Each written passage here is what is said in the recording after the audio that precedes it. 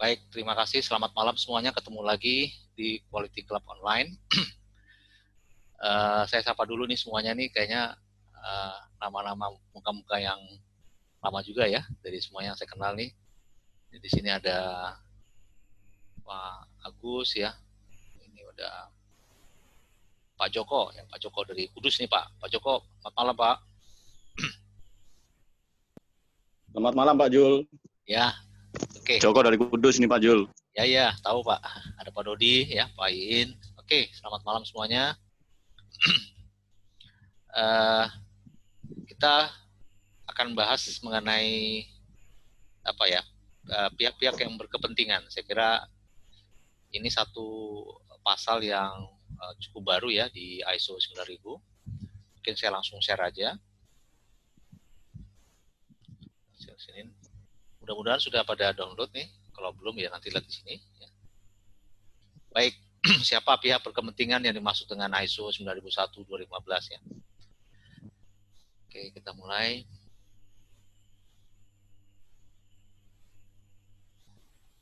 Seperti diketahui, ada satu pasal yang berkaitan dengan pihak berkepentingan atau stakeholder. Jadi semua standar ISO, khususnya ISO 9001-2015, mewajibkan perusahaan itu mengidentifikasi pihak-pihak yang berkepentingan atau stakeholdernya. Itu ada di klausul 4.2 ISO 9001-2015 yang judulnya adalah memahami kebutuhan dan harapan pihak berkepentingan. Ya.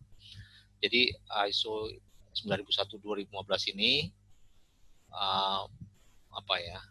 mencakup aspek banyak pihak berkepentingan ya, yang selama ini mungkin kita kenal biasanya customer saja, tapi sekarang ini bukan hanya customer, tapi semua pihak-pihak yang berkepentingan. Nanti akan mungkin kita diskusikan siapa saja pihak-pihak yang berkepentingan yang dimaksud. Intinya persyaratannya mengatakan bahwa organisasi atau perusahaan itu harus menentukan pihak-pihak yang berkepentingan ya, yang berdampak terhadap sistem manajemen mutu, terus kemudian menetapkan keinginan dan harapannya atau persyaratan pihak-pihak berkepentingan itu, kemudian keinginan dan harapan harus selalu dimonitor dan dikaji ulang, ya, itu biasanya dilakukan di dalam rapat tinjau manajemen. Pihak-pihak berkepentingan ini seringkali menjadi pertanyaan apakah perlu kita buatkan prosedur atau apa ya, nanti kita akan bahas ya. Selama ini sih saya jarang minta perusahaan itu membuatkan prosedur, tapi kita wajib mengidentifikasi siapa saja pihak-pihak berkepentingan kita ya, yang berdampak. Penjelasan tentang pihak berkepentingan itu seperti ini ya, setiap perusahaan itu memiliki pihak-pihak yang berkepentingan yang berbeda-beda atau unik oleh masing-masing. Kemudian patokan untuk menentukan pihak-pihak berkepentingan itu antara lain apabila pihak yang berkepentingan itu berdampak terhadap kinerja perusahaan, kemudian memiliki pengaruh terhadap risiko dan peluang ya, terhadap risiko peluang suatu perusahaan, juga berdampak terhadap pasar dari perusahaan tempat kita bekerja, dan pihak berkepentingan itu apabila dia berdampak terhadap pengambilan keputusan dan aktivitas perusahaan. Ya. Jadi itu kira-kira patokannya, siapa saja pihak-pihak berkepentingan dimaksud ya. Apabila dia berdampak terhadap kinerja perusahaan, misalnya karyawan ya, karyawan itu berdampak terhadap kinerja perusahaan. Jadi karyawan merupakan salah satu pihak yang berkepentingan. Memiliki pengaruh terhadap risiko dan peluang, saya kira pihak-pihak berkepentingan yang mempunyai pengaruh itu bukan hanya karyawan saja, tapi juga ada supplier, juga ada customer, juga ada partners. Berdampak terhadap pasar, itu juga mungkin customer ya, pihak-pihak berkepentingan. Kemudian berdampak terhadap pengambilan keputusan dan aktivitas perusahaan, bisa jadi itu owner, ya, pihak-pihak berkepentingan terhadap pengambilan keputusan, atau karyawan juga bisa berdampak terhadap pengambilan keputusan di satu perusahaan. Ya. Oke, itu kira-kira patokannya untuk menentukan pihak-pihak berkepentingan itu. Nah, poinnya adalah poin pentingnya adalah kita harus mengidentifikasi pihak berkepentingan, stakeholder, kemudian keinginan dan harapan yang kita ketahui atau diketahui, dan setelah itu kita wajib penuhi, dan kemudian mengintegrasikan keinginan dan harapan ke dalam penerapan sistem manajemen mutu. Ya. Biasanya pihak-pihak berkepentingan itu ada sebuah tabel, yang tabel itu adalah kita masukkan ke dalam manual ya, manual mutu atau pedoman mutu. Ya, biasa dibuatkan tabel ya, nanti akan saya tampilkan tabelnya. Sekarang saya coba dulu siapa saja pihak-pihak berkepentingan. Ya. Mudah-mudahan pihak-pihak berkepentingan kita ini sama semuanya ya. Walaupun tadi saya sampaikan bahwa pihak berkepentingan setiap perusahaan itu berbeda-beda. Pelanggan itu adalah salah satu pihak yang berkepentingan, ya, tentu pasti. Ya. Itu dia berdampak terhadap pasar. Ya. Kemudian konsumen atau end user itu adalah salah satu pihak berkepentingan. Ini contoh ya. Kemudian owners atau pemilik, ya, itu juga adalah salah satu pihak berkepentingan. Karyawan, saya kira salah satu pihak berkepentingan yang juga penting ya. Karyawan juga bagian dari pihak berkepentingan. Supplier atau vendor, outsourcing, external providers, itu juga adalah pihak berkepentingan. Serikat kerja atau serikat pekerja juga merupakan stakeholder. Regulator atau pemerintah, itu bagian daripada merupakan pihak berkepentingan buat perusahaan. Asosiasi jika ada ya, asosiasi itu juga contoh dari satu pihak berkepentingan. Kemudian ada local community groups, ada NGO barangkali, ya. Neighboring organization atau perusahaan sebelah ya, tetangga. Kalau misalnya kita berada di kawasan, mungkin juga bankers, bank. Support function, jadi seperti IT atau human resource, marketing, sales, dan lain-lain. Nah, itu adalah contoh-contoh pihak berkepentingan dan mereka itu mempunyai dampak terhadap kinerja perusahaan tempat kita bekerja. Sebelum saya lanjut, mungkin saya mau diskusi dulu dengan semuanya di sini. Kira-kira ada pihak-pihak berkepentingan lagi nggak yang lain yang belum masuk di sini? Silakan.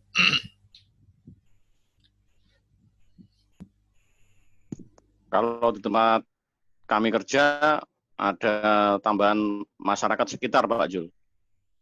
Oh iya, masyarakat kita belum masuk ya di sini ya. Oke. Ya, karena kan bisa jadi operasional perusahaan itu berdampak pada masyarakat sekitar, Pak Jul, baik negatif maupun positif. Ya, ya, oke. Betul Pak, betul. Ini local community groups ya, tapi maksudnya masyarakat sekitar, betul. Karena mereka juga punya keinginan dan harapan ya Pak. Bagus sekali. Oke, yang lain mungkin ada masukan contoh-contoh pihak berkepentingan yang sama atau yang belum ada, silakan. Kalau seperti kemitraan seperti itu Pak Jul. Mitra ya, kemitraan, ya. Partners ya. Ya partners. Ya, betul ya. Jadi kalau kita mau daftar mungkin banyak ya, banyak sekali itu. Ya.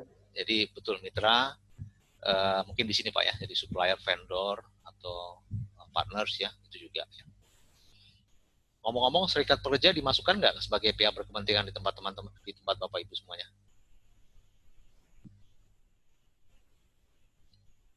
Serikat kerja. Ya, kalau di tempat kami itu serikat pekerja masuk ke pihak yang berkepentingan, Pak. Masuk ya?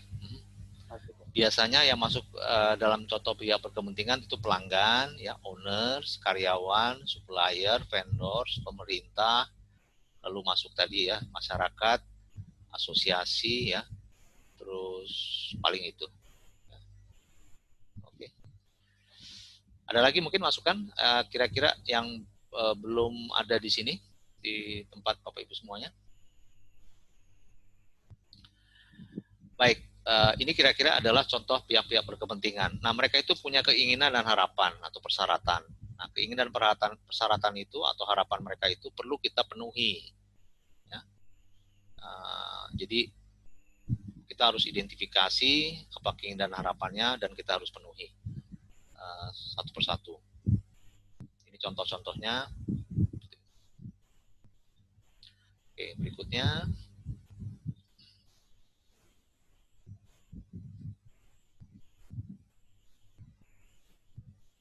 Oh iya, ini ada pertanyaan kalau nggak salah, bagaimana cara untuk kita mengetahui pihak berkepentingan ya?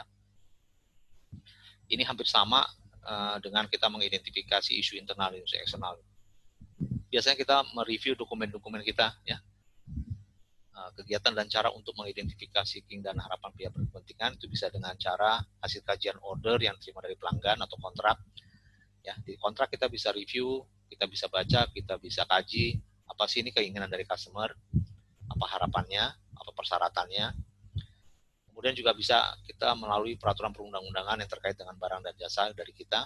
Ya, dari situ bisa ketahuan apa yang diinginkan dari para stakeholder, khususnya dari pemerintah ya atau regulator. Kontrak dengan supplier juga bisa kita telaah atau kita kaji dokumen-dokumen perjanjian kerja dengan perjanjian kerjasama atau PKS supplier vendor. Di situ juga bisa kita ketahui apa yang diinginkan dan yang diharapkan dari supplier vendor atau outsourcing atau alidaya. Kemudian dengan kawasan atau masyarakat ya, kerjasama tertulis ya, misalnya ada kontrak dengan kawasan atau lingkungan. Ya. Kemudian peraturan perusahaan pun juga bisa kita lihat itu untuk mengetahui kaitannya dengan stakeholder dari karyawan ya, dari menelaah, dari mengkaji peraturan perusahaan. Kalau ada kebijakan-kebijakan untuk karyawan itu juga salah satu bisa kita mengetahui apa yang diinginkan dan diharapkannya. Izin-izin pemerintah yang kita perlukan itu juga bisa salah satu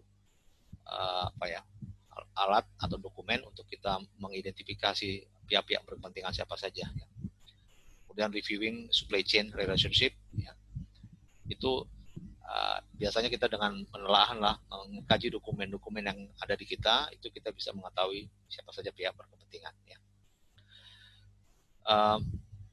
Tadi ada disampaikan Pak siapa? Tadi nggak disebutin sih namanya ya. Kira-kira kalau misalnya dari masyarakat kita mengetahui dari mana? Apakah ada kunjungan atau ada meeting?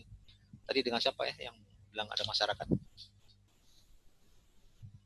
Dari Joko Kudus, Pak Jul. Pak Joko, ya gimana Pak cara mengetahui apa keinginan harapannya dengan masyarakat? Apakah ada semacam ada semacam kontrak atau ada semacam apa atau biasanya berkunjung atau gimana Pak Joko? Silakan Pak. Kalau di tempat kami Pak Jul, karena perusahaan kami itu berada di beberapa wilayah yang berbeda Pak Jul. Jadi dalam wilayah satu kota Kudus, cuman di area yang berbeda. Jadi disebut kalau tempat kami itu dengan istilah kawasan Pak Jul. Ada kawasan 1 sampai kawasan 4. Nah, dari masing-masing kawasan itu pihak perusahaan dalam hal ini bagian Yumas HR itu melakukan semacam kayak Pak Jul, kunjungan ke pemerintah desa. Nah, nanti dilakukan semacam pertemuan dengan masyarakat sekitar termasuk menyerap aspirasi Pak Jul. Jadi ada keluhan apa terkait operasional perusahaan. Tapi kan tentu berbeda-beda karena objek atau lini perusahaan kami itu manufakturnya berbeda-beda Pak Jul. Jadi tergantung nanti dampaknya Pak Jul. Ya. Makasih, mungkin Pak seperti Joko. itu Pak Jul. Jadi artinya dengan berkunjung terus adakan satu meeting atau rapat dengan para masyarakat lalu ditanyakan apa keinginannya dan apa kendala-kendalanya, kira-kira seperti itu ya Pak. Betul Pak Jul. Oke.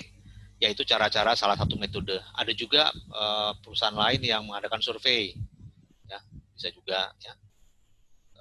Tapi saya kira mungkin yang paling gampang ya kita mengkaji aja dokumen yang sudah ada ya, order kita, peraturan perundang-undangan, kontrak dengan vendor. Di situ nanti terlihat ya apa yang sebenarnya yang diharapkan. Ya. Paling gampang memang benchmark ya dengan masing-masing fungsi, diskusi dengan lain ya, bisa kita buatkan seperti itu. Ya, itu caranya kita untuk mengetahui siapa saja pihak-pihak berkepentingan itu.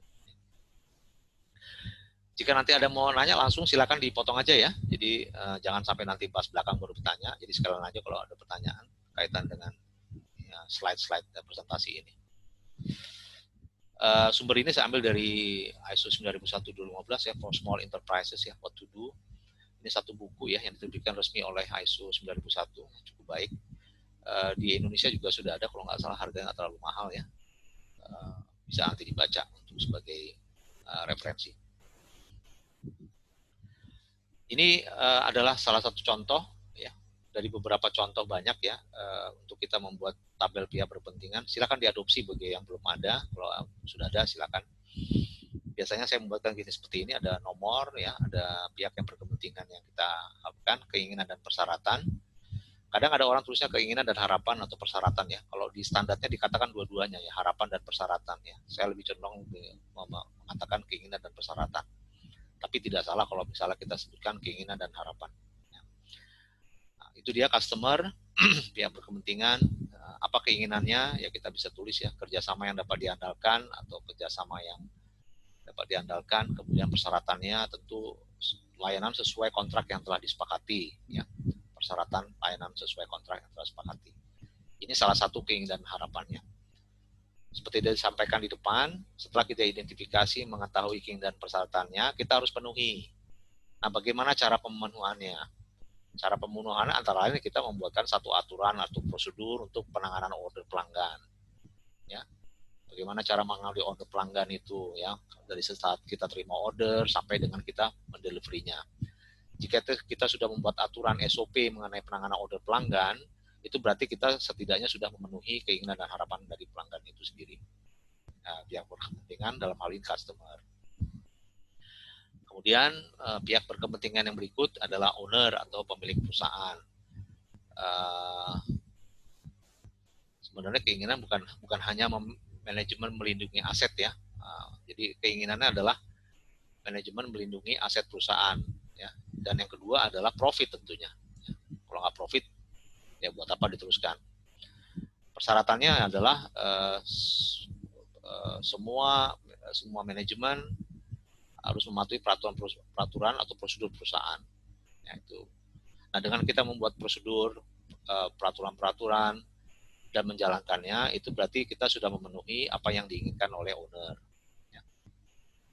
Kita melakukan maintenance mesin, maintenance gedung, itu berarti juga kita sudah memenuhi keinginan dari owner. Ya, pihak berkepentingan berikut adalah karyawan. Ya, karyawan itu keinginannya bekerja dalam kondisi yang aman dan nyaman serta kesejahteraan terjamin. Ya, saya kira itu yang paling penting. Ya. Kalau zaman sekarang ini mungkin data karyawan tidak tersebar ya, kan seringkali data-data itu tersebar. Itu juga salah satu keinginan karyawan ya, jadi datanya tidak tersebar. Persyaratan perusahaan harus mematuhi peraturan ketenagakerjaan, misalnya. Ya, misalnya dengan ada peraturan perusahaan itu adalah untuk memenuhi keinginan karyawan ya. Terus kemudian tadi bekerja dalam kondisi aman dan nyaman, ya misalnya apa ya? Ada aspek-aspek keselamatan juga diperhatikan. Ya, data karyawan tidak sampai tersebar ya, dengan membuat prosedur-prosedur pelatihan, itu pun juga adalah salah satu untuk memenuhi keinginan dan harapan daripada atau persyaratan dari salah satu stakeholder yaitu karyawan. Kemudian yang berikut adalah pemerintah. Saya kira pemerintah ingin persyaratannya kita harus mematuhi peraturan perundang-undangan yang berlaku ya. Keinginan sebagai mitra kerja yang kooperatif. Ya, ini tentu kita mematuhi peraturan undangan. Toh kita kan kalau bekerja tuh orang-orang accounting atau orang finance juga mematuhi peraturan pajak ya. Itu sudah pasti ya, itu memang persyaratan daripada pemerintah. Dengan kita mematuhi peraturan pajak dan semua segala macam atau peraturan-peraturan perundang-undangan yang terkait dengan barang jasa kita, itu berarti kita sudah bisa dikatakan memenuhi peraturan keinginan dan harapan dari pemerintah atau salah satu stakeholder. Ya. Intrup sedikit Pak Jul. Yo silakan. Nama sebutin Pak. Nama saya Kang Jasi Pak Yung Pak. Ya, Pak silakan.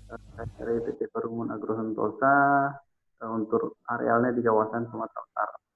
Kelapa sawit ya Pak, kalau nggak salah ya. Iya sawit. Sebelumnya terima kasih Pak atas kesempatan yang diberikan.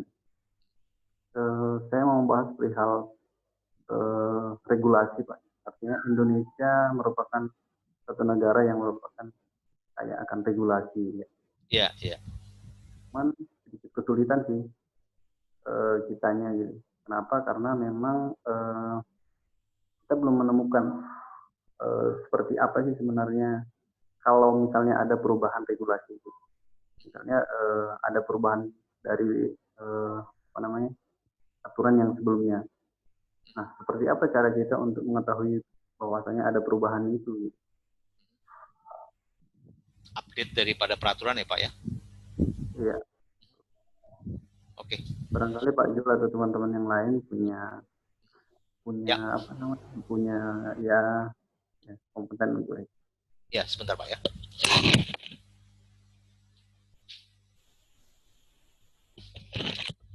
Oke, ya peraturan perundang-undangan kita memang seringkali berubah dan kita wajib mengupdate peraturan perundang-undangan kita.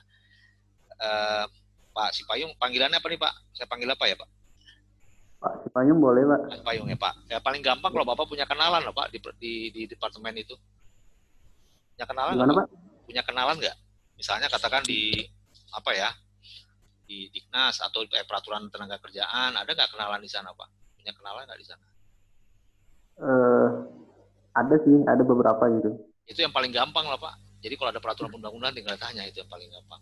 Yang kedua mungkin agak ribet ya, subscribe dari apa?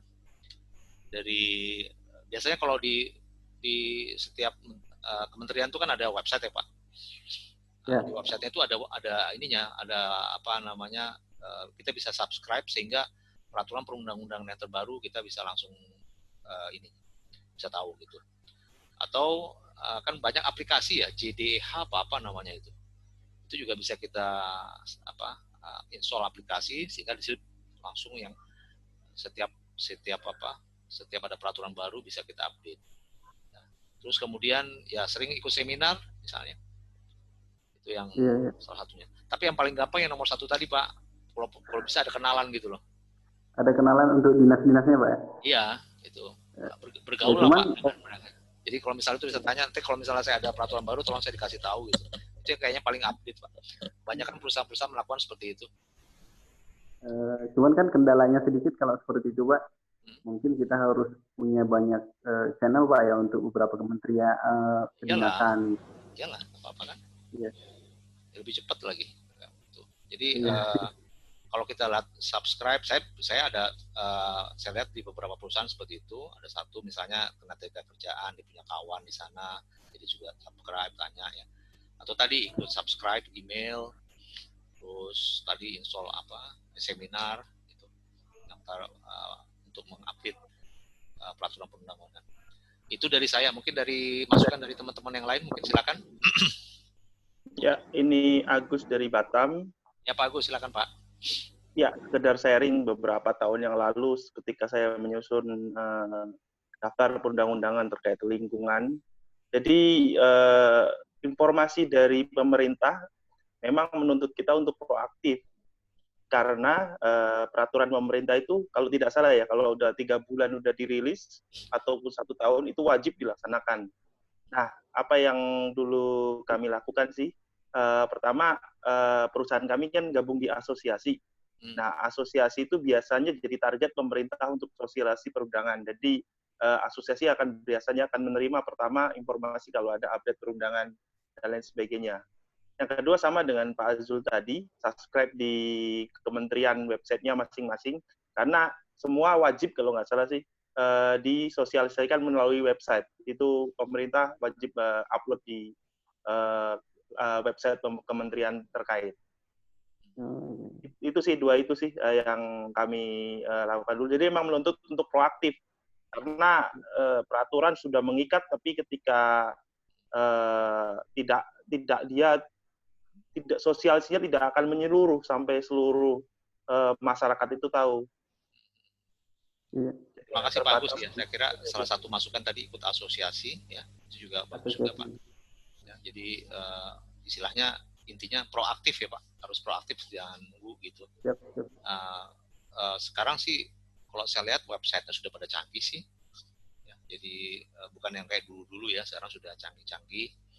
Jadi bahkan kalau nggak salah saya juga dapat informasi dari Quality Club ada aplikasi apa yang di situ kita bisa install aplikasinya. JDH atau apa ya, saya lupa. terus mungkin ada JDIH Pak Jul. JDIH ya. Apa Ya. Pak? JDIH Pak, saya lupa. Hanya hukum ya Pak. Jaringan dokumentasi dan informasi hukum Pak.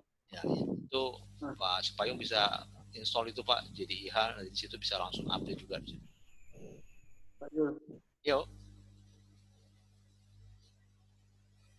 Ada lagi Pak? Oke. Baik, yang berikut adalah supplier atau vendor. Apa sih keinginannya vendor sama supplier? Ya tentu kerjasama yang terus-menerus ya. Terus persyaratannya ya pemenuhan kesepakatan kontrak, pembayaran tepat waktu misalnya.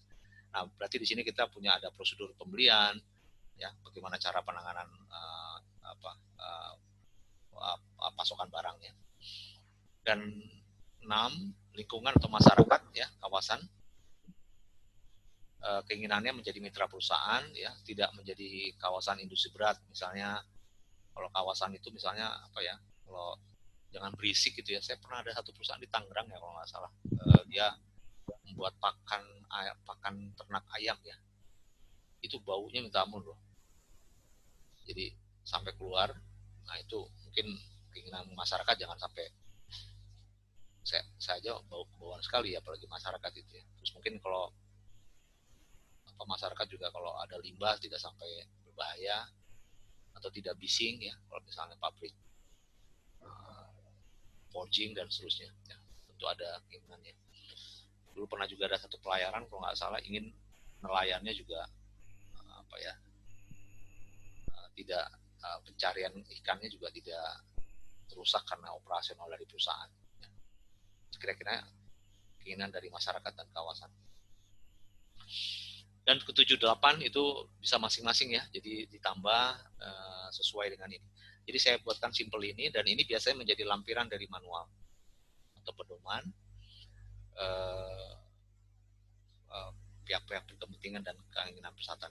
Ya. Sebelum saya lanjut, mungkin ada yang membuat tabel seperti yang saya buat ini atau ada yang berbeda? Mungkin silakan kalau ada tanggapan atau masukan. Monggo.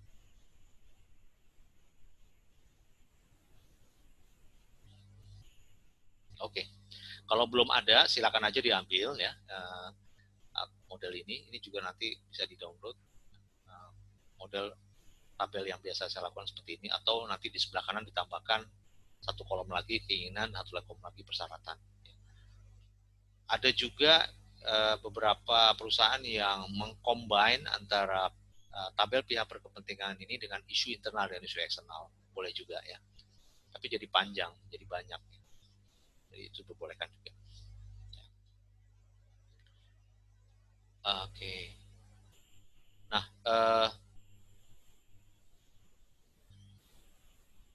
oke. Kira-kira kalau dari masyarakat atau ada tadi mitra ya, kalau nggak salah ada seperti itu ya. Kira-kira mitra itu bisa kita kategorikan sebagai apa ya, supplier atau vendor atau berbeda yang tadi siapa ya tadi menyampaikan mitra?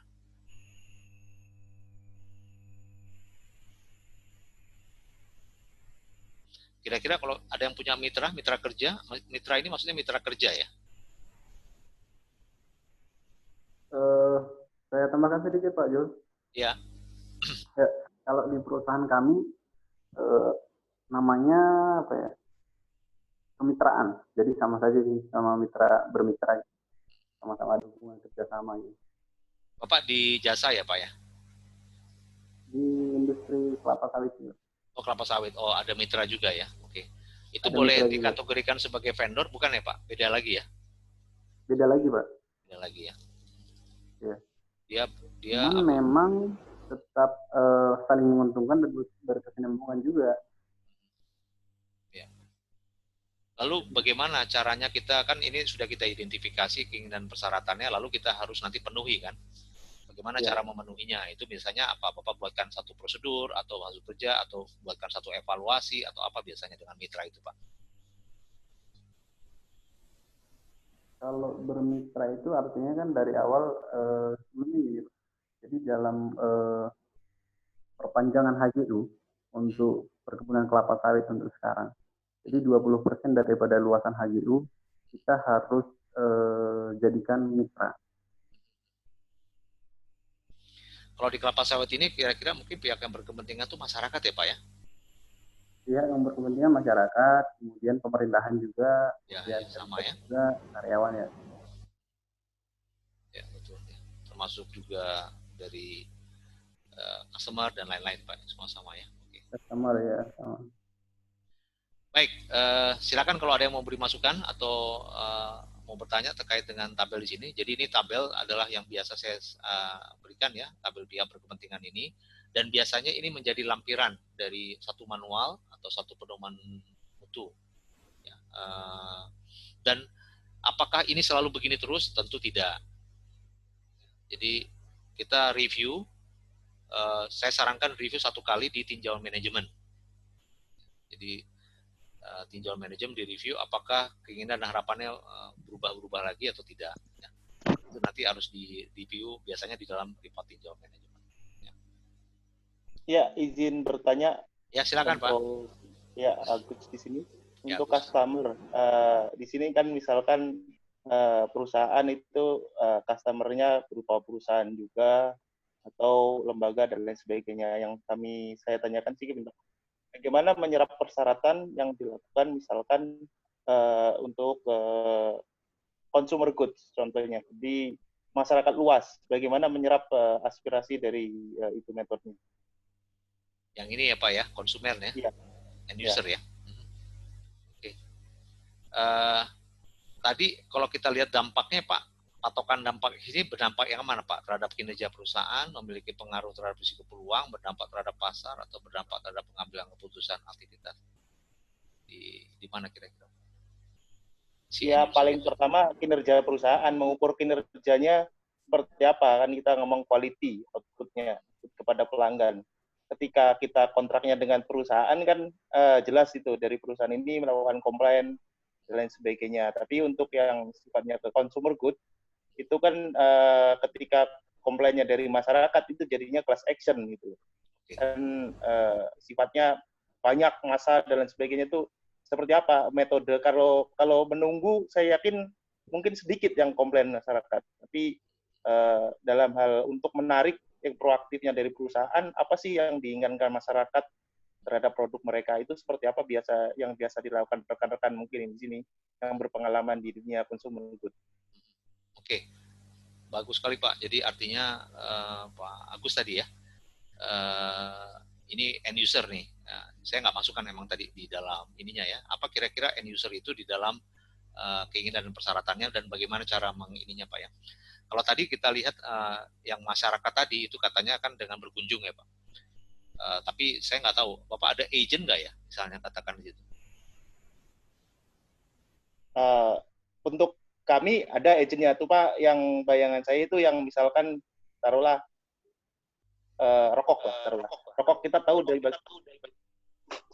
misalkan di pasar itu seberapa sih kepuasan pelanggannya terhadap rokok kita gitu. Kalau di tempat saya kebetulan ada agen, jadi kita dari agen kan ada field complaint dan lain sebagainya, kita bisa mengidentifikasi.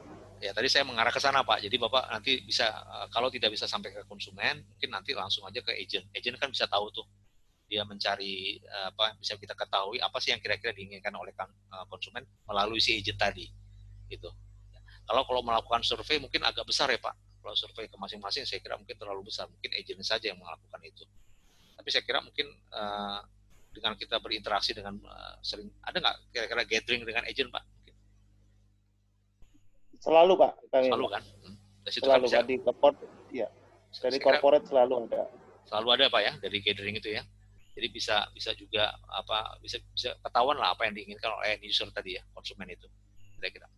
Apa Pak produk Pak Agus di Batam Pak produknya? Kalau saya kebetulan alat berat Pak, jadi itu kan proyeknya besar, jadi bahkan rantai pasokan kami orangnya itu sampai di lapangan, sampai di field-nya, pengguna end user. Makanya kalau dari sisi kami sebenarnya kami bisa menyerap, tapi bagaimana yang sifatnya consumer good itu ya, seperti itu yang pengen tahu. Oh, consumer good artinya bukan dari bidang industri berat ya Pak maksudnya gitu Pak ya? Iya. Oke. Okay. Kalau industri itu yaitu tadi melalui agent itu. Kalau nggak salah saya dulu pernah menangani di mie ABC ya, kalau nggak salah mie besar ya. Jadi terus juga Johnson & Johnson, mereka nanti kerjasamanya dengan si agentnya tadi itu. Nah, agent itu yang memberikan feedback. Ini konsumen kita maunya seperti ini, kalau bisa dibuatkan gini, ya. Harapannya kalau bisa ramah lingkungan atau gimana, itu kan sekarang sudah mulai. Nah, itu nanti dia deteksi dengan ada gathering tadi itu. Biasanya seperti itu. Iya, Pak. Terima kasih, Pak. Iya, Pak. Mungkin ada masukan lagi yang lain? Pak Zul, izin bertanya Pak Zul, Irawan, Pak Zul. Ya, Pak Irawan. Kita tahu dalam satu periode mungkin kita banyak sekali punya interested parties atau pihak yang berkepentingan gitu ya dalam satu kurun waktu tahun kerja misalnya. Maka kemudian kita melihat misalnya nggak mungkin semuanya kita selesaikan, kita respon. Lalu kemudian bagaimana cara kita atau tools kita untuk menentukan mana yang kemudian kita prioritaskan lebih dulu, mana yang kemudian bisa belakangan. Ada nggak tools yang bisa meng-guide itu, Pak Zul? Jadi gini Pak, saya kira toolsnya gini. Ini kan kita sudah identifikasi pihak-pihak yang berkepentingan atau stakeholder itu, terus kita ketahui keinginan dan persyaratannya. Contoh dari pemerintah dia. Pemerintah dia ingin kita mematuhi peraturan undang-undangan.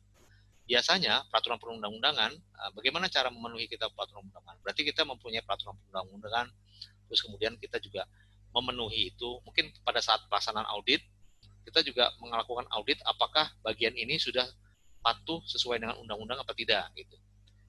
Itu satu metodenya Pak untuk kita memenuhi keinginan harapan pihak yang berkepentingan itu. Jadi artinya dengan kita melakukan audit, waktu kita melakukan audit sekaligus kita menanyakan di masing-masing bagian itu sudah mematuhi peraturan undang-undangan nggak yang terkait dengan bagian-bagiannya, gitu Pak. Terus dengan customer, tadi ada keinginan misalnya sesuai dengan kontrak, berarti kita membuat satu SOP prosedur, ya. Prosedur itu kita jalankan dengan baik, diaudit dan seterusnya. Itu juga udah memenuhi persyaratan itu, gitu Pak. Ya, terus kemudian owner tadi misalnya, kita mematuhi peraturan prosedur. Nah, itu kita jalankan prosedur, kita lakukan audit, itu pun juga sudah memenuhi keinginannya. Itu yang dimaksud dengan mengapa kita harus memetakan pihak berkepentingan ini gitu Pak. Kalau Bapak bilang skala prioritas gitu maksudnya Pak ya. Ya saya kira semuanya memang harus kita penuhi, karena kalau salah satu misalnya nih karyawan Pak kita tidak penuhi, ya. Kalau kita tidak penuhi, semuanya pada keluar kan. Saya pernah lupa ada satu perusahaan di Semarang ya, itu apa ya istilahnya bedol desa apa ya, bedol desa itu keluar setengah karyawannya itu keluar Pak. Itu hampir kolaps Pak perusahaan. Jadi karena keinginannya nggak terpenuhi. Jadi saya kira sih dalam hal ini semuanya kita harus penuhi semua prioritas, karena semuanya coba misalnya contoh pemerintah ya, kita tidak mematuhi peraturan undang-undangan. Waduh, kalau kita nggak mematuhi peraturan undang-undangan, kita juga bisa kena sanksi Pak. Seperti itu. Customer kita tidak penuhi, ya bangkrut kita mungkin, atau owner. Nah, vendor juga begitu ya. Vendor juga kalau kita tidak penuhi, misalnya kita tidak ada ini, pembayaran tidak tepat waktu dan seterusnya, mungkin vendornya tidak bekerja sama lagi, akhirnya kita kesulitan dalam pasokan Pak Irawan. Dan kalau kesulitan dalam pasokan nanti berdampak terhadap kinerja produksi dan seterusnya. Jadi skala prioritas saya kira masyarakat juga begitu. Ya, saya masih ingat banget dulu zaman dulu di Cikarang ya, suka di demo dan semuanya oleh masyarakat di kawasan. Jadi semua prioritas Pak Irawan. Jadi, baik Mas Wan, baik. Kira-kira gitu. Menambahkan lagi mungkin Pak. Silakan Pak. Maaf, iya Agus lagi Pak. Medsos kan sekarang jadi penting Pak karena terkait image perusahaan. Saya pikir itu masuk ya kepentingan juga media sosial karena bisa menghancurkan image dalam sekejap bila sampai cacat image-nya sebuah perusahaan. Saya pikir seperti itu. Oke, media sosial itu Pak ya. ya, oke, media sosial. Itu mungkin baru-baru ini kayaknya nih Pak. Oh, gitu ya. ya, bagus Pak masukannya, media sosial juga penting juga sekarang ya untuk ini. Oke, silakan ada lagi yang terakhir mungkin pertanyaan atau masukan silakan. Nah, selama saya menjadi konsultan, kelihatannya temuan untuk pihak berkepentingan ini amat sangat jarang ya. Nggak tahu di tempat Bapak Ibu semuanya sering jadi temuan? Enggak ya? Jarang juga Pak. Jarang juga ya. Jarang juga, Pak. Mungkin karena saya titis ya Pak ya. Mungkin ini ya, karena kurang apa jadi apa kita namanya kurang menjadi perhatian kita gitu Pak. untuk pihak berkepentingan mungkin auditnya nggak terlalu apa kali di sini gitu secara klausul ini ada gitu aja tapi nggak kita dalamin gitu. Tapi nampaknya untuk pihak berkepentingan ini nampaknya untuk yang harus dilakukan perusahaan kewajiban perusahaan ya Pak ya. Ya. Bukan apa kayak seperti pemerintah ini kan ya pihak berkepentingan kita penuhi peraturan pemerintah gitu kan. Betul. Sementara sebetulnya perusahaan kan pingin juga dari pemerintah apa yang pemerintah apa terhadap perusahaan seperti mungkin birokrasi entah apa gitu kan. Tapi itu nggak dibahas ya Pak ya. Yang dibahas hanya dari perusahaan apa kewajiban dari pihak perusahaan gitu aja Pak. Untuk apa nampaknya Pak ya? Untuk apa ancaman ya Pak ya, untuk menghindari ancaman gitu kayaknya Pak ya. Jadi intinya Bu Titis ya, perusahaan itu tidak hidup hanya customer saja. Gitu. Ya, jadi ada pihak-pihak yang harus kita penuhi, baik itu karyawan, seperti saya cerita di Semarang itu ada sampai kalau nggak salah 50. Jadi satu rel keretanya tuh satu direktur itu bawa anak buahnya semua pada keluar ya. Perusahaan itu tidak hampir kolaps karena dia nggak bisa menyediakan karyawan dalam waktu sekejap. Ya, karena dia tidak memenuhi persyaratan dari itu yang saya nggak tahu apa. Jadi intinya kalau dulu kan di versi yang lama di ISO itu bilang kepuasan pelanggan. Tapi sebenarnya stakeholder kita bukan pelanggan saja, ada yang lain gitu kira-kira. Dan tadi saya bilang mungkin auditor tidak memeriksa tabel ini, tapi dia memeriksa apakah Anda sudah memenuhi peraturan perundang-undangan, apakah Anda sudah mempunyai metode untuk mengevaluasi kepuasan pelanggan sudah untuk customer ya. Paling yang sering kali itu mungkin pihak-pihak berkepentingannya kurang, misalnya regulasi pemerintah tidak masuk, jadi tidak harus dimasukkan ya, kira-kira gitu. Ya, Pak Zul. Ya. Ya, saya cuma mau nambahkan saja Pak Zul. Kalau di tempat saya itu sebetulnya saya udah ngalamin beberapa kali audit, baik dari SGS ya atau dari tempat yang lain. Cuma maksudnya gini, kalau di pihak berkepentingan ini sebetulnya mungkin tidak terlalu mandatory mungkin ya. Jadi kalau setiap di audit itu lebih kepada sifatnya kayak semacam persyaratan yang volunteer aja. Jadi tidak menjadi critical audit dari mereka sehingga mereka lebih fokus ke isu internal dan eksternalnya Pak. Itu follow up-nya bagaimana. Jadi kalau pihak berkepentingan ini semacam supporting dokumen saja. Dia buka, dia lihat, dia cek, tapi dia tidak menjadikan finding karena sifatnya tidak ada mandatory di situ kan, lebih kepada kepentingan dari pihak perusahaan tersebut, betul tidak? Betul. Jadi kalau menurut saya lebih kepada isu internal eksternal. Nah ini yang dia fokus emphasize di situ. Begitu kalau menurut saya Pak. Kira-kira gitu Pak Zul. Baik, terima kasih.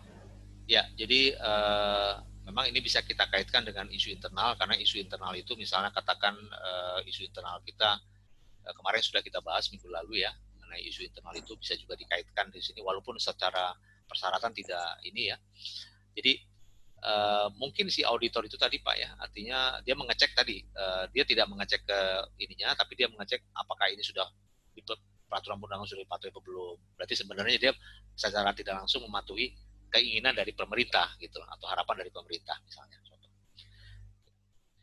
Baik, saya kira sudah jam 8:10, saya kira cukup ya. Terima kasih buat teman-teman semua. Bapak Ibu semuanya, semoga pertemuan ini kita bermanfaat ya. Jadi kita bisa ketemu lagi nanti minggu depan ya dengan topik yang lain. Terima kasih Pak Zul informasinya. Terima kasih Pak Zul. Terima kasih. Baik, terima kasih. Saya tutup. Selamat malam. Terima kasih Pak Zul. Terima kasih Pak Zul. Malam. Malam semua. Semuanya.